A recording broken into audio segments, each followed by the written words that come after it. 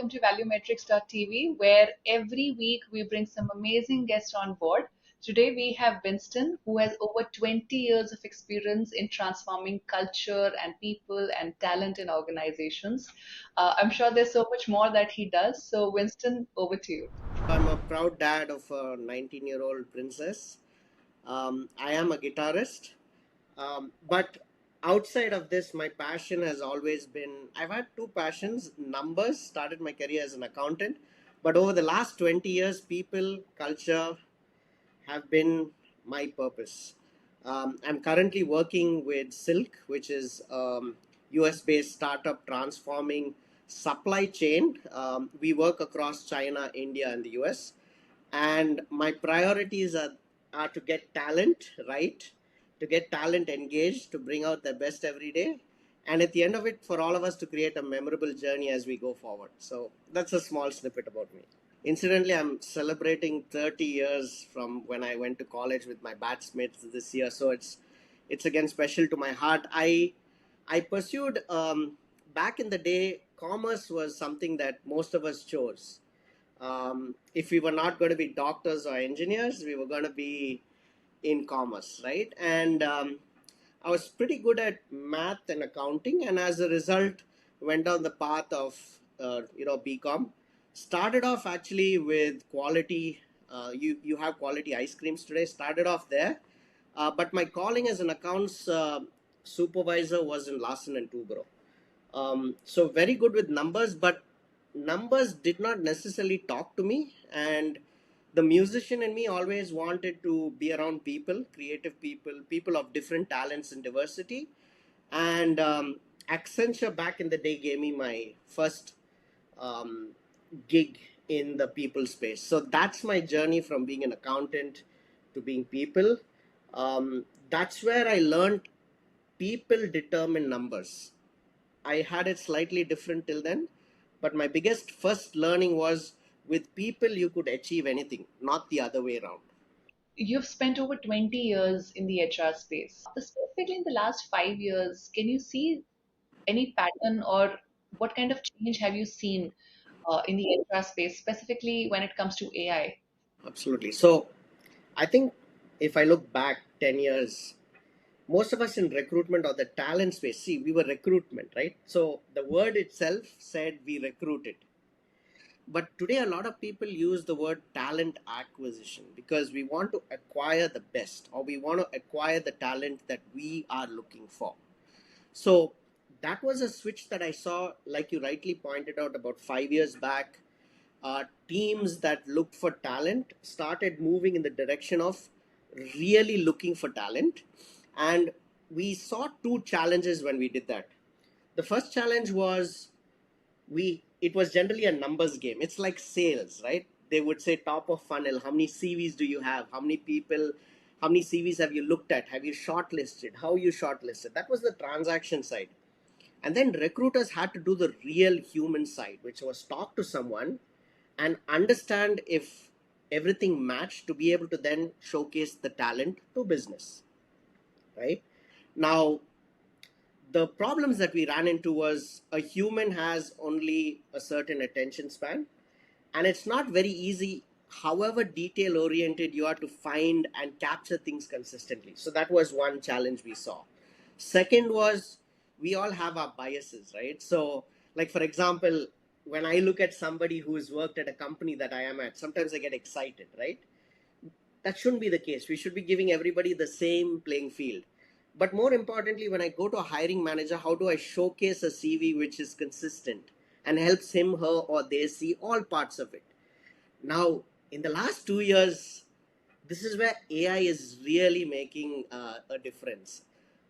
So a lot of us get worried that AI is going to take away recruiters. I actually think smart recruiters are the ones who are going to use AI to become force multipliers. You're going to start hearing of force multiplying talent leaders. They are the ones who are able to understand the talent pool, bring profiles in, and get them in front of a hiring manager, using their skill as a human to make the difference, but relying heavily on AI for standardization, for key mapping, uh, removal of bias and summarizing profiles so that it's faster before we engage with candidates. Now, I have two questions. A, does resume give 100% idea of who a person is? And two, are there any risks? Sure. So one of my personal beliefs is that I believe everybody wakes up in the morning to be the best version of themselves. Okay. That's my personal belief, right? Now, AI is a tool, and in my belief, I believe that every individual should have the choice to be able to use technology to showcase him, her, or themselves in a better way. What it means is that good people, smart people, would always wake up to get their profiles aligned to a certain job description. That's something that I first fundamentally believe in, right? Now, as a result, sometimes what could happen when we use technology based on the prompts we are giving or based on how we continue to refine our profile, um, things could come in that could probably overstate or understate. I always worry about understating as well because maybe it's summarizing more crisply. Is the importance to find a balance and then be comfortable with what you are authentically showing, right? Now, we argue that AI can help position all of us in a much better way. I also argue that the same AI would also then be able to understand how much of your content is created by AI. But the most important part is that's where the differentiator of the recruiter comes in, because the recruiter or the talent, I call them the talent magnet, they are able to, the way you're engaging with me in a conversation, bring out traits that are there in my profile to validate that that's not just a piece of paper or a soft resume, that's actually the person in the CV. CVs and resumes don't do justice to what you are. Do you also feel that sometimes uh, there are people who do not give a solid chance just because they are getting vetted out because of the recruitment? We have these channels, right? You have ATS and everything. So there are a lot of people who sort of get exited just before they get a fair chance. Yes. So this is one of so I think deeply about this because so here's the personal bias. So I have a daughter who's 19 who will probably enter the workforce in about a couple of years. At the same time, I have a lot of people, my batchmates.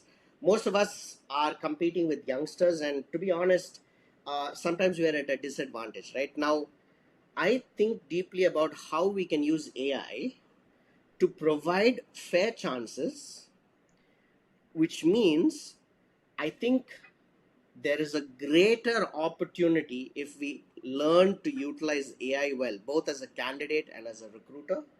I think we can get a better outcome. What I mean by this is through screening, sourcing, or talent optimization from a purely fit perspective, I think AI would do a far better job than somebody like me, right? Even though I have experience, or somebody who's young who doesn't bring bias. So, in that space, I believe AI is going to make a difference. And candidates, I think, are also going to get better information and are going to be more informed through AI. See, one thing most of us recruiters struggle with, and nobody appreciates it. I tend to see people joke about us, and it sometimes hurts. Sometimes a recruiter in the past has not had the ability to tell somebody, I'm not able to select you, because they are so inundated with the number of applications. I put out a job post 3 months ago for a product manager. You are not going to believe this. I got 10,000 applications.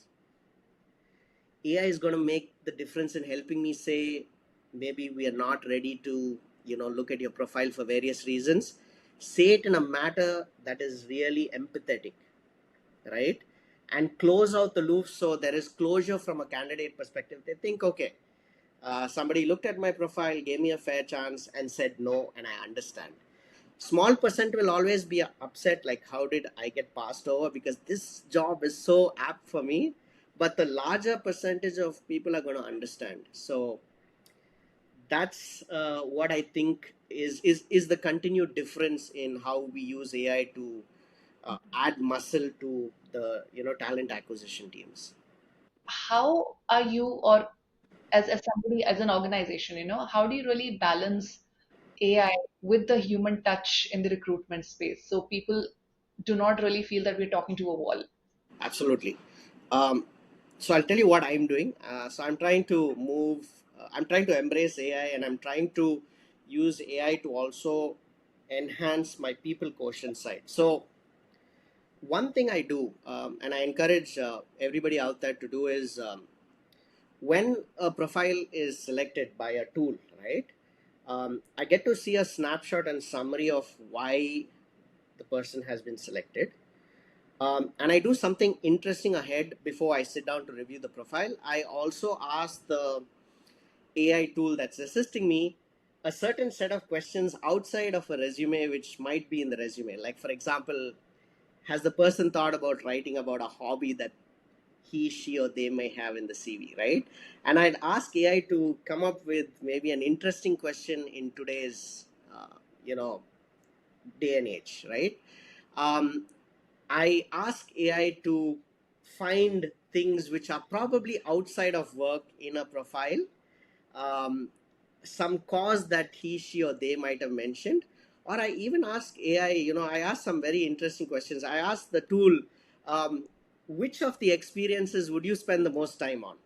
And which would you spend the least time on, right? Now, people think if the tool is telling me to spend more time on a particular thing, I would spend more time there. I also do the opposite. This is where being human comes into the picture, right? I look at what AI thinks is not necessarily significant, and I try to understand that better, right? Because maybe a tool is not seeing that significance. I want to understand that.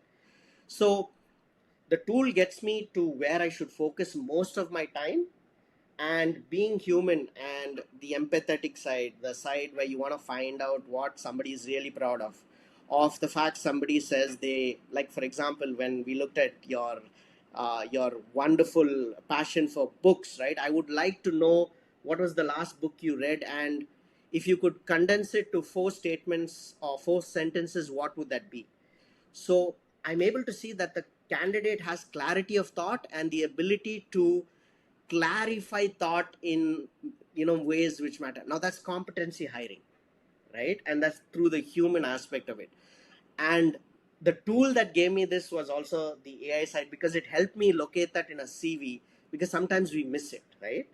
So I'm trying to use AI for the, I would say, the traditional side of looking at detail, but I also introduce certain human aspects which are somewhere close to culture, and we kind of make a balance. Like, I'll give you one example.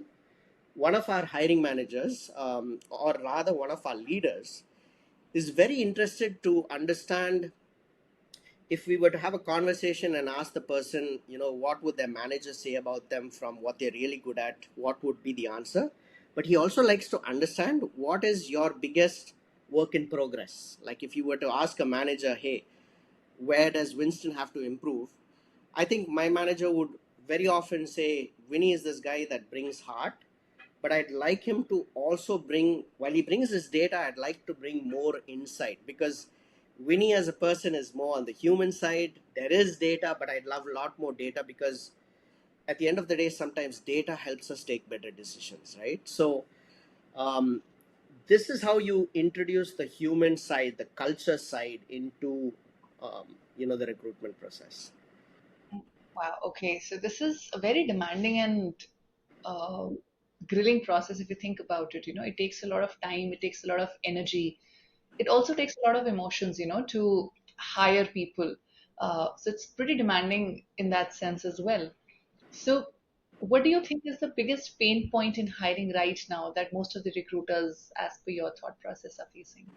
I think recruiters constantly wake up with a challenge to close a position, right?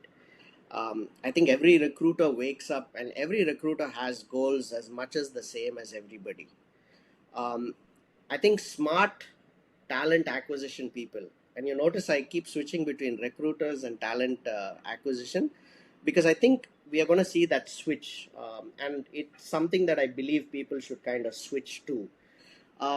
The talent acquisition leader, or the person at the forefront of this journey where a candidate first presents themselves to an organization, most of them, the challenge that they are facing, and the challenge I think the smart ones want to solve is, how do I how do I utilize my day to get the best candidates, and bring them down to a number that's manageable, which goes through a process, and we know sure shot ensures that hiring managers are able to make decisions.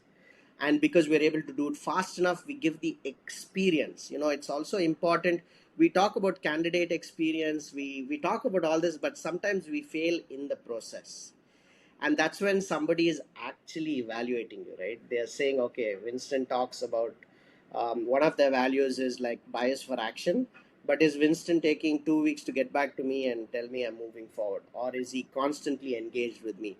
So I think the biggest pain point is the ability to manage profiles that come in, candidates that come in through different sources. This could be a job post, this could be an employee referral system, this could be people clicking on your website and being interested, which shows that they are consuming details.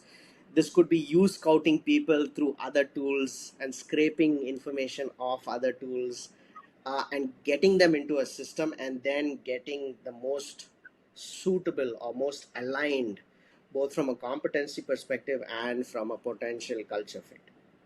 Now, are there any trade-offs that are going to happen between competency and culture fitness?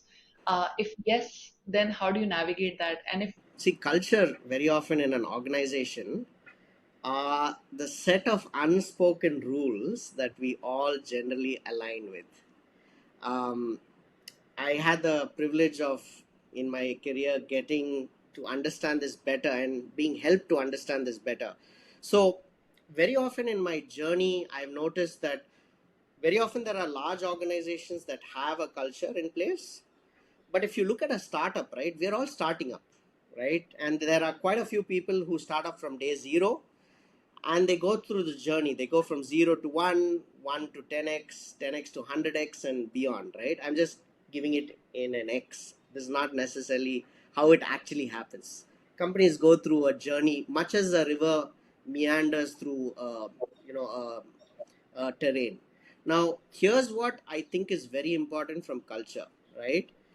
Every organization at every stage should understand the thoughts that are shaping your actions, that are shaping your outcomes, and you use a set of values to drive consistent behavior.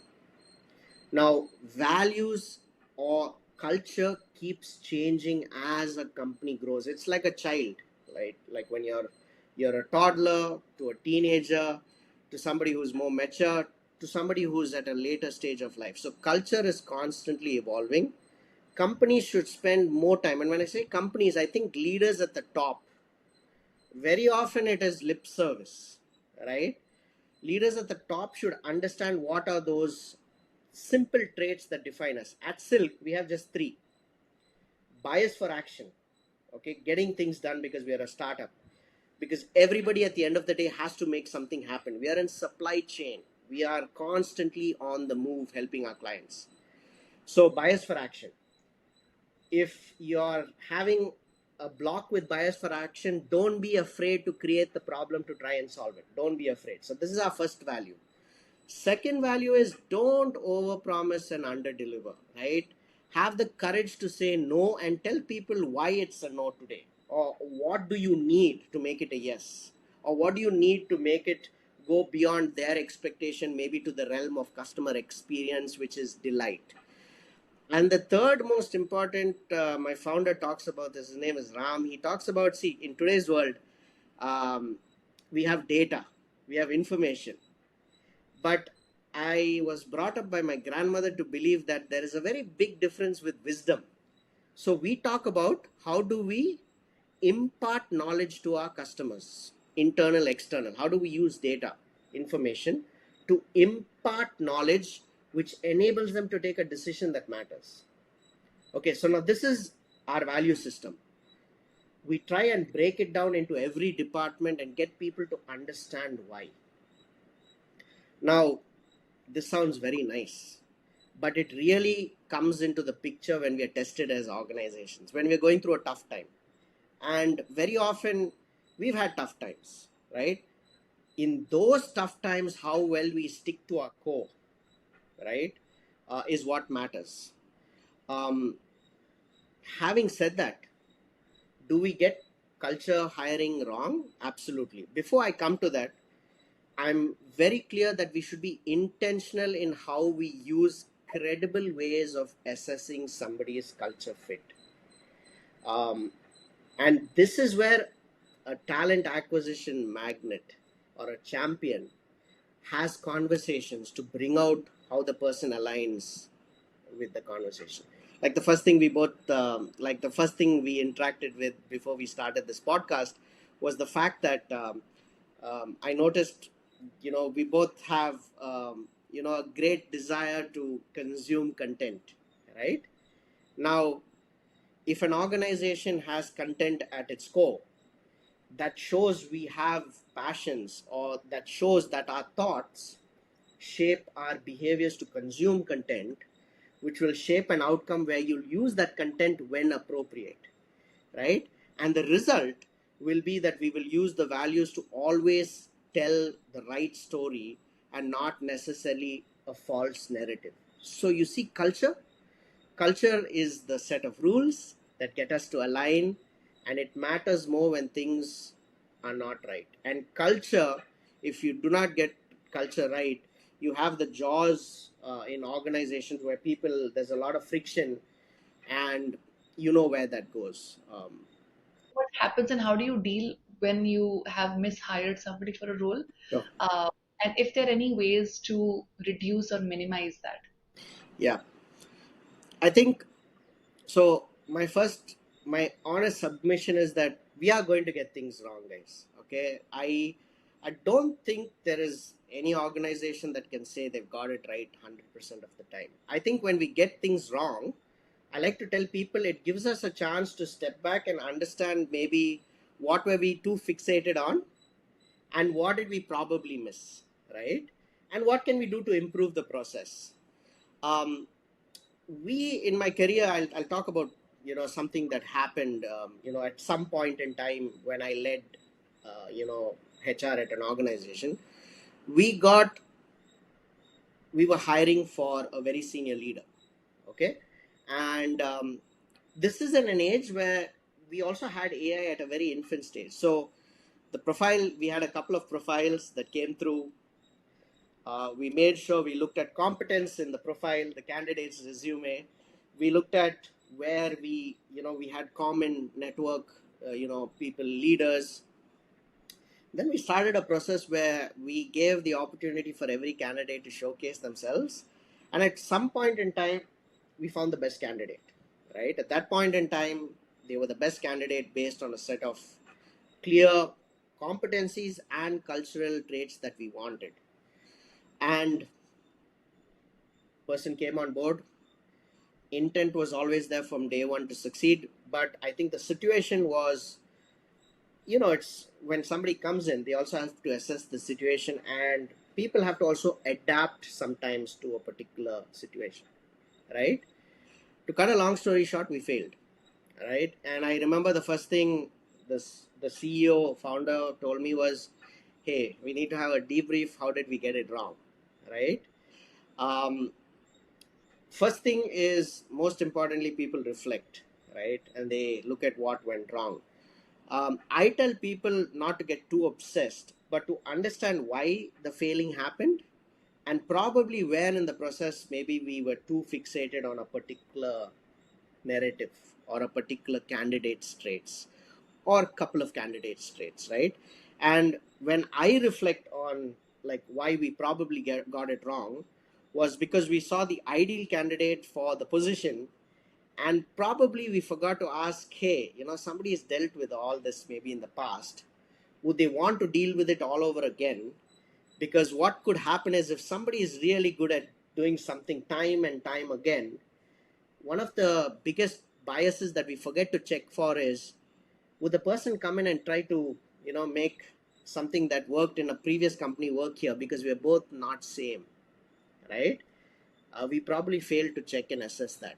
We were so excited because it seemed such a perfect match that maybe we forgot to check to see, hey, what if, um, should we test to see if the person is going to be more open to change, or would they come with their thought process because they've done it several times over.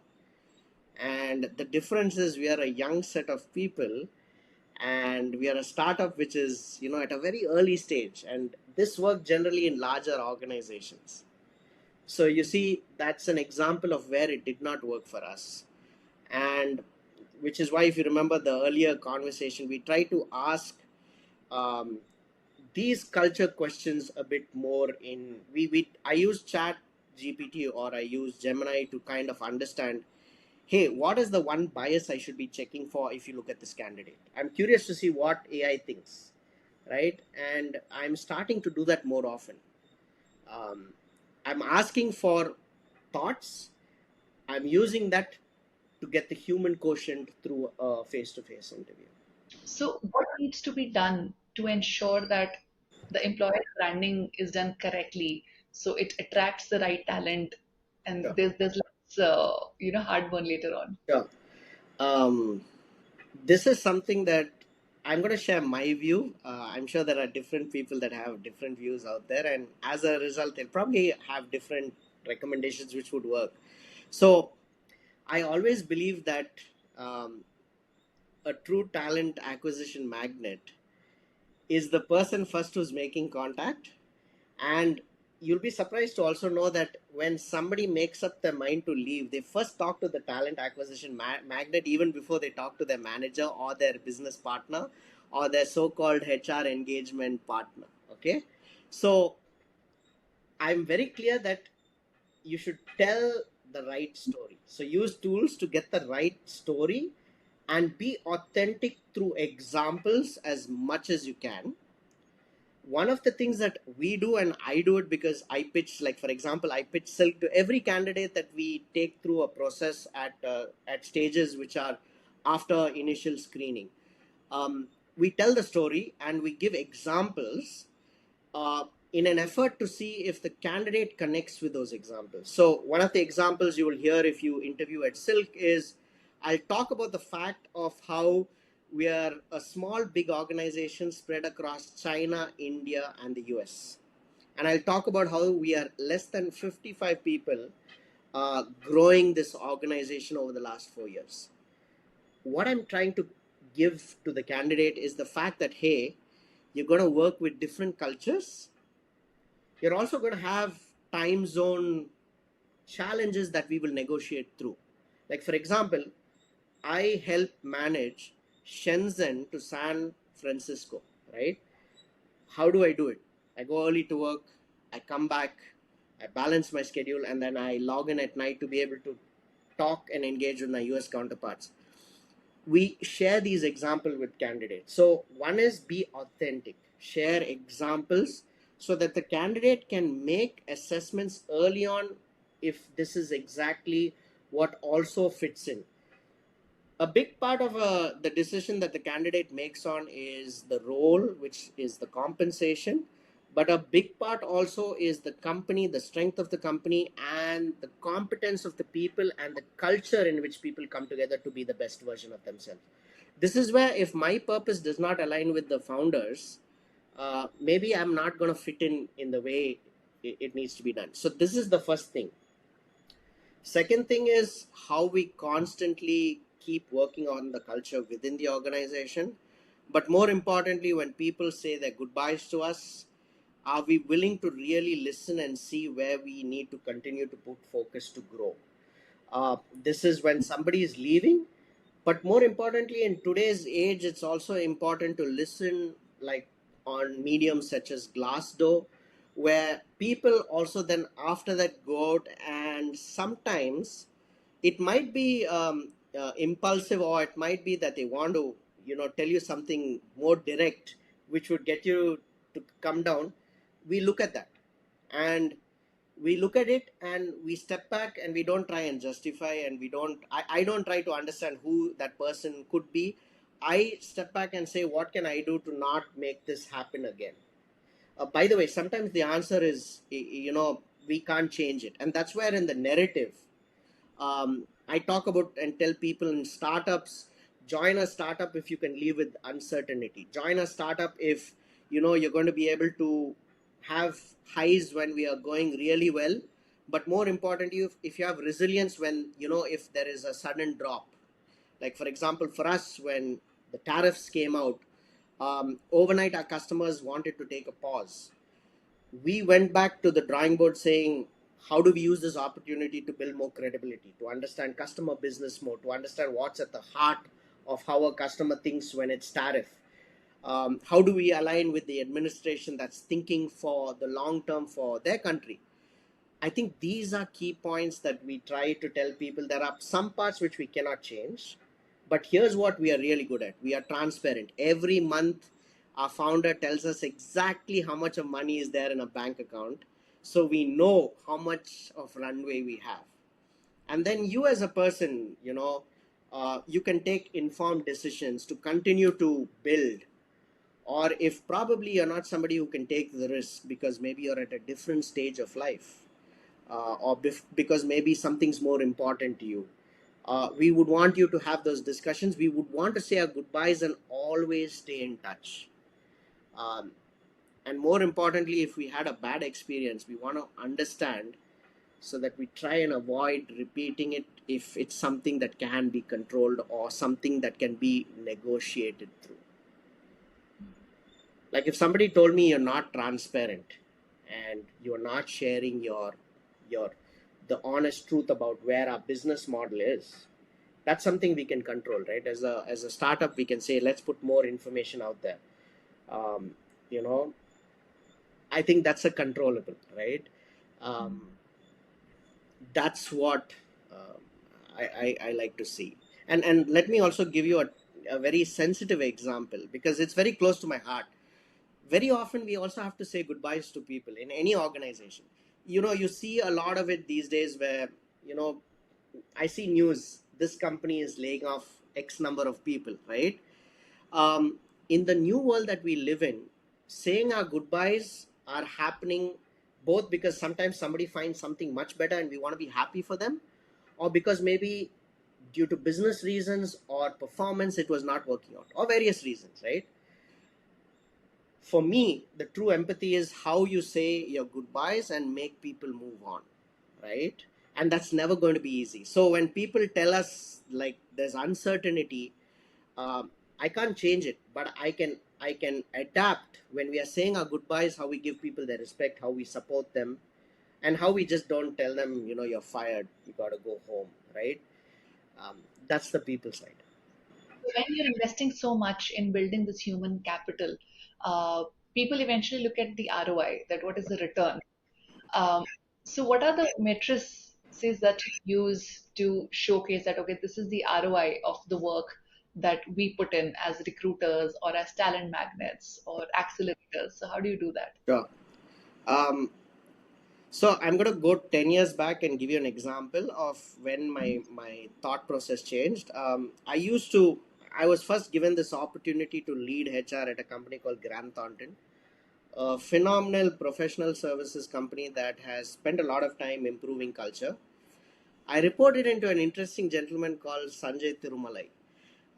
You guys should probably have him on your podcast. He's somebody phenomenal. Um, when we looked at ROI, one of the first things that at least me as an individual, we looked at is when we say return on investment, I think most of us are looking at people like a stock option or a stock or a gram of gold, and we're trying to see what is that percentage that we can get back. Now, actually, there are a lot of models that help us exactly determine the return on investment. But one of the, and I'm going to give you examples on how we quantify it and measure it, right? So, one of the things we said we want to do is because we were indexing on culture, we said, for example, let's not get fixated on an exact return on investment, but let's look at certain metrics that we can measure and see whether the metric was getting better, right? So I index on we have high performers in an organization. I like to measure how many high performers are sustaining high performance over a long period of time. Okay. More importantly, it's not just high performers sustaining high performance, how many high performers are able to influence high performance, which means you bring people into a high performing club. Now, at the end of the day, we're a company, but we want to see people that are able to perform in this culture at higher levels of performance, right? We want to see that. So that was a one metric, and I encourage leaders out there to look at high performance, sustained high performance. And the reason I say this, and you can definitely measure, right? So you can measure how many people you had this year, right? Next year, you can measure how many people came into that group. You can measure it across different cuts. More importantly, we measure it across what is the, within the first 2 years, a fresher, how many freshers can move into high performance and sustain high performance, right?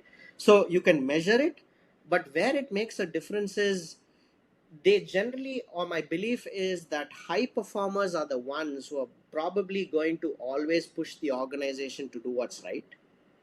High performers tend to have a stronger engagement or are willing to ask tougher questions to leadership and management, right?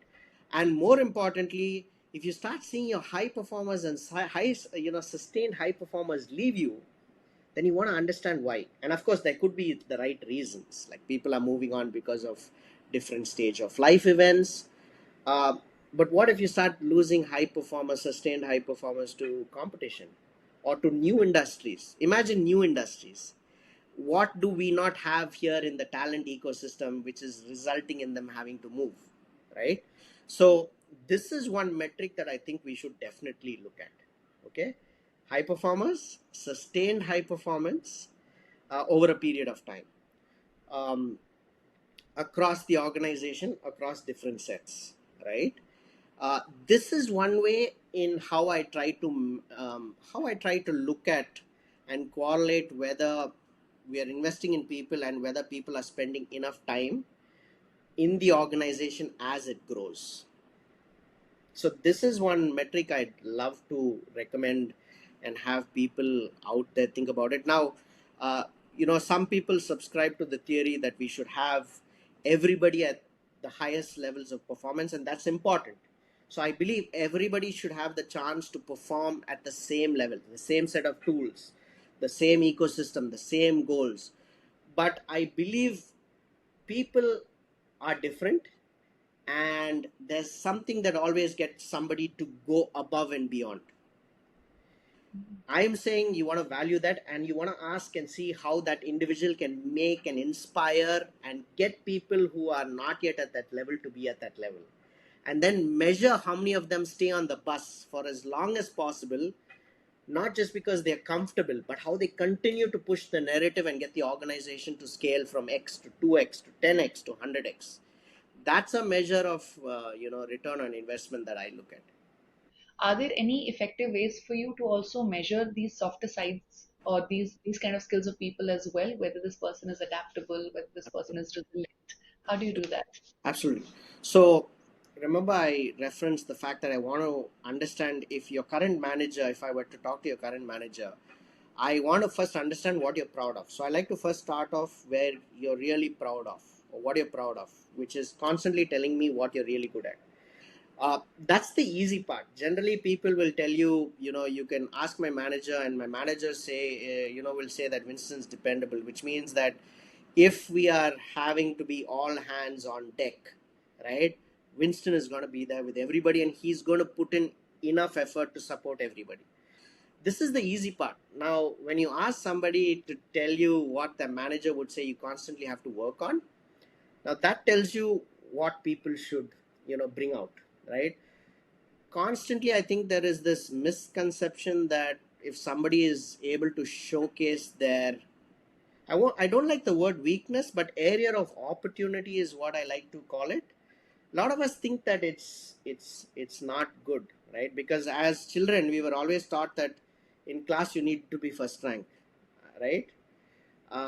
no one taught me to deal with the fact that if I came second, right, nobody remembers who's the second man on the moon, right? But we remember who the first guy is, right? I think these are important things. Like my example also, like for youngsters, sporting example, I think Tendulkar was the first cricketer that hit 200 in an ODI against South Africa, if I'm not mistaken, right? Um, we don't remember who's the second guy or the third or the fourth, right? So in your interview process, it's important to ask for examples. I asked somebody, what was the toughest moment in the workplace, right? What was that one moment where you were absolutely broken? Have you had that moment? If somebody tells me no, I'm not disqualifying them, but I realize maybe if tomorrow we are going to be in a moment of peril, or if we're going to be at a moment where, as an organization, we are at a low, I need to coach this person or spend more time with this person because they're going to need my help a lot more in dealing with it. But if somebody had the opportunity and opened out and said, yeah, Winnie, my low was during COVID, where um, we were working for this organization, we were putting in effort, but one day, for no fault of anyone, we realized that we were running very low on working capital, right? And for me, it was a low because, one, I was responsible for so many people, and it got me thinking. So how do I communicate transparently?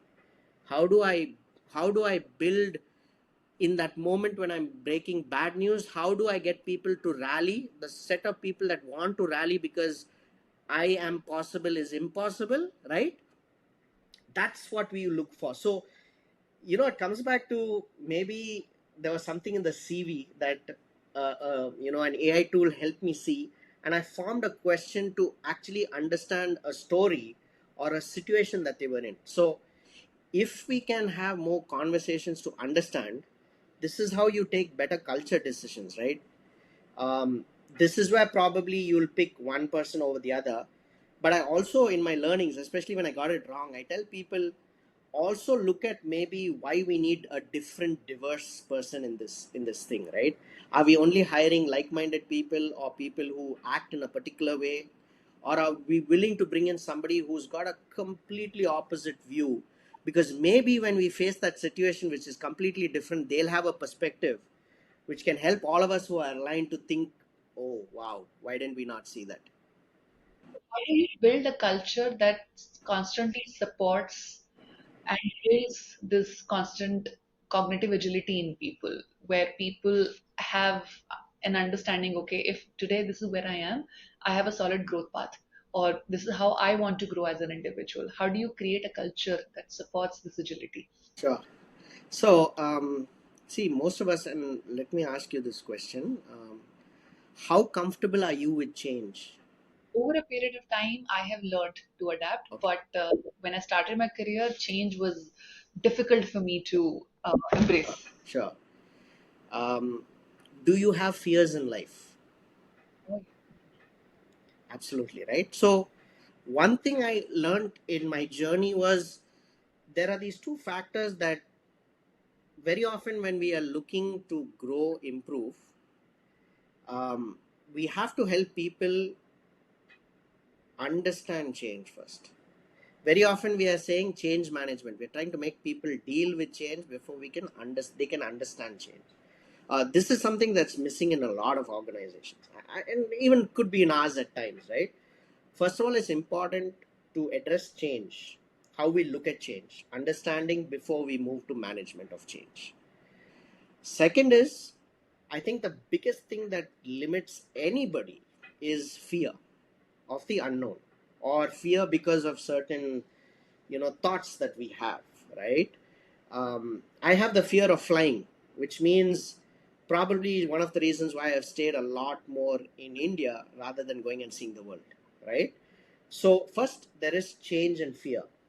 Now, if we are able to get people to understand change, if we are able to help people start understanding their fears, where it comes from, with the most important next ingredient, which is trust, we allow people to move forward. Now, trust is one of the biggest examples of trust is, like I gave you my example, or I gave you Silk's example, is bias for action. And we're telling you, don't be afraid to create the problem. And we are then telling people, which means don't be afraid to fail. Now, we want you to fail, and when you fail, we want you to ask for help if you can't deal with it.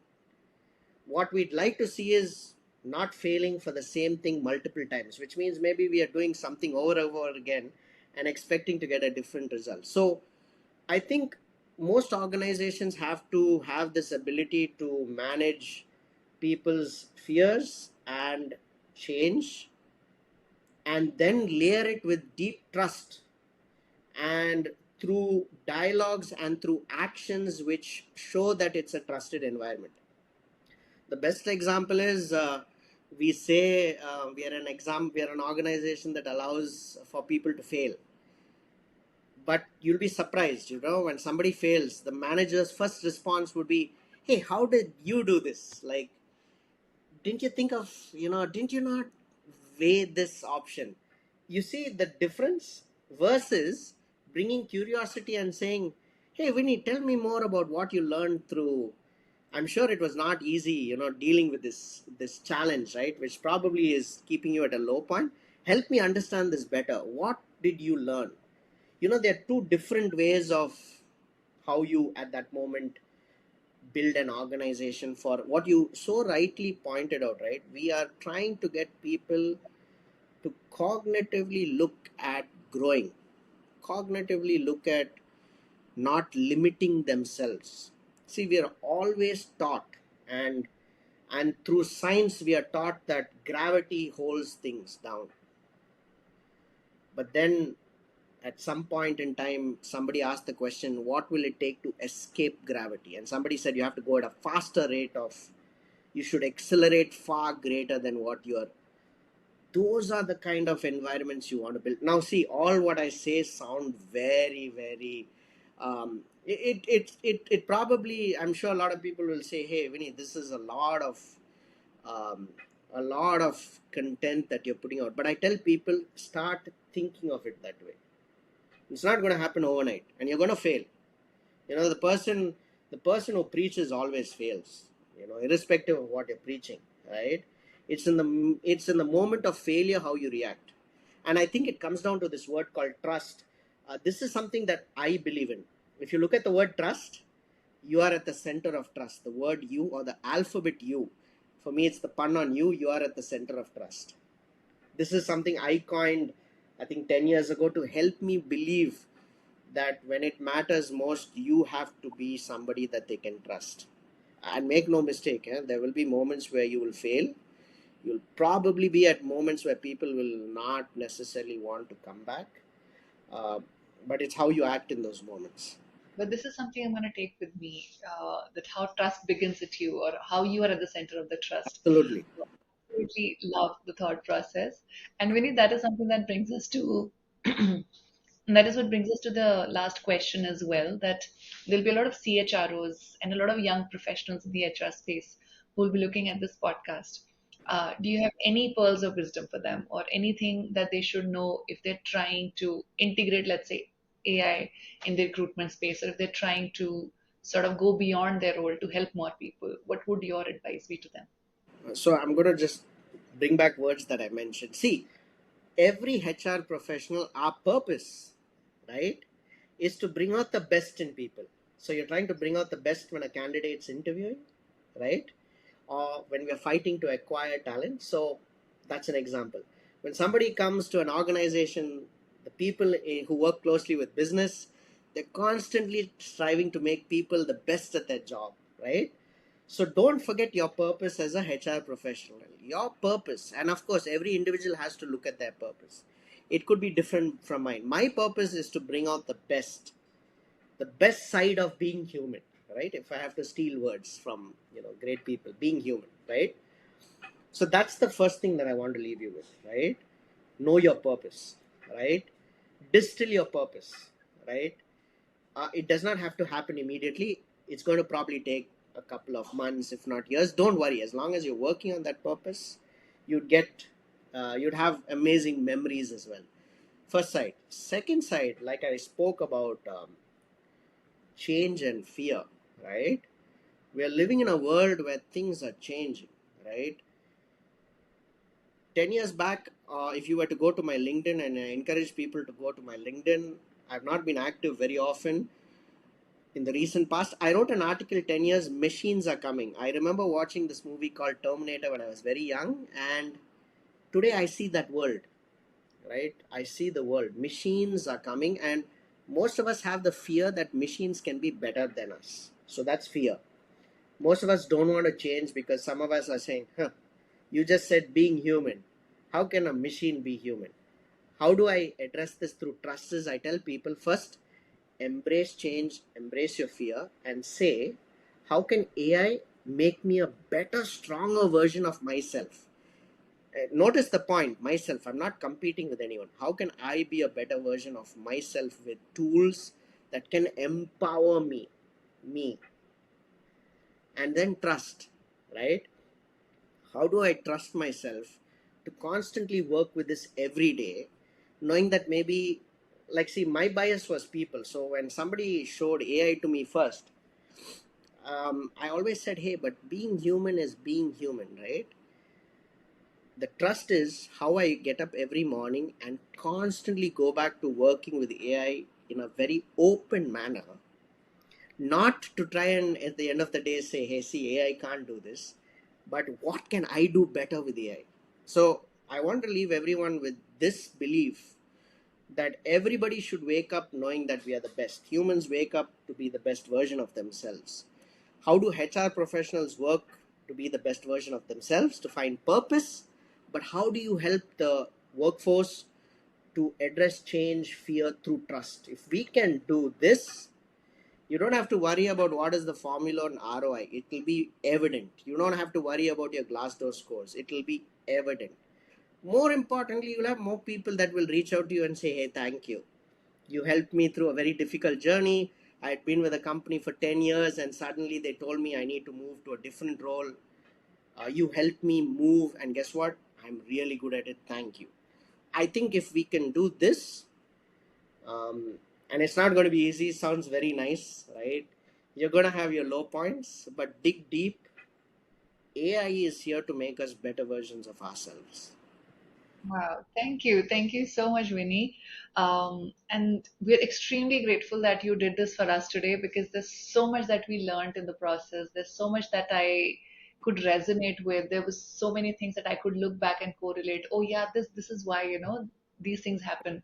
So thank you so much. We are extremely grateful that you chose to do this with us. Sure, sure. I mean, like I said, thank you so much for having me and, hearing the story. Like I said, whatever I've shared is exactly what I've experienced. I've been fortunate enough to work with some great people, and I've been fortunate to be around great people. And most of what I shared with you is, what I've seen through actual like success or even failure for that matter. Thank you. And people who are watching this podcast, if you want more guests like Winston to grace our channel, please like, share, and subscribe to our content. And we would love to bring more leaders like this on board. Thank you. Absolutely. Thank you, guys.